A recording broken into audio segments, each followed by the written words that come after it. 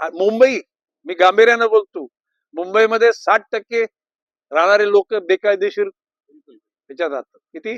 60%. व्यापाऱ्यांची कुचंबना करणारी सिस्टीम सुद्धा नालायकच आहे. अरे अशी सिस्टीम निर्माण करणारे राज्यकर्ते सुद्धा नालायकच आहे. नाही नाही, बाब अशी आहे की 1995 ज्याला मी पालकमंत्री झालो त्याला ठाणे जिल्ह्यामध्ये सुमारे 5 लाख अनधिकृत बांधकामं होती. आज मी सकाळी बातमीत वसई तालुक्यातच 5 लाख अनधिकृत बांधकामं आहेत एका तालुक्यात. जर असा विचार केला तर संपूर्ण ठाणे जिल्हा आणि पालघर जिल्हा बघितलं तर माझं म्हणणं एखादा कोटीच्या घरात ही बांधकामं गेली असतील. आता मुंबई, मी गांभीर्यानं बोलतो, मुंबईमध्ये 60% राहणारे लोक बेकायदेशीर ह्याच्यात राहतात. किती? 60%.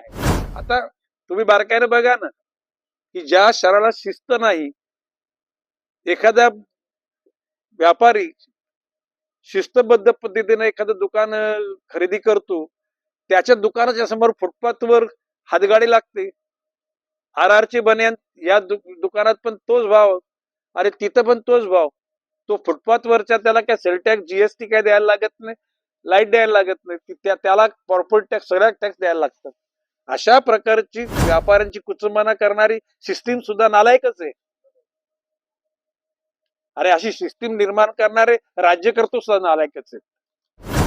आणि म्हणून मी स्पष्ट म्हटलेलं आहे, फुटपाथ, फेरीवाला मुक्त फुटपाथ, हातगाडी मुक्त रस्ता, भिकारी मुक्त सिग्नल आणि म्हणजे तृतीयपंथी मुक्त रस्ता, अशा प्रकारची भूमिका. आणि त्याकरता यांना काय हाकलून नाही द्यायचे. या घटकांना त्यांचं जीवन सुकर करण्याकरता. आता मी बोललेलो आहे की आपल्या शहरामध्ये जितके फेरी त्याचे 50% फेरीवाले आपल्या शहरातले नाहीत. मुंबईच्या आणि आजूबाजूच्या सगळ्या म्हणजे ठाणे, इकडे कल्याण, इकडे पनवेल, या इकडचे लोक सगळे आपल्याकडे येतात.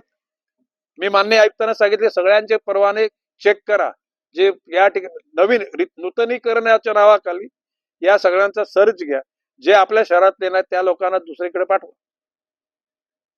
ऑन द कॉन्ट्री, मी पालकमंत्री त्याला असताना मी आपल्या शहराकरता स्वतंत्र पोलीस स्टेशनची मागणी केली, ती मंजूर झालेली आहे.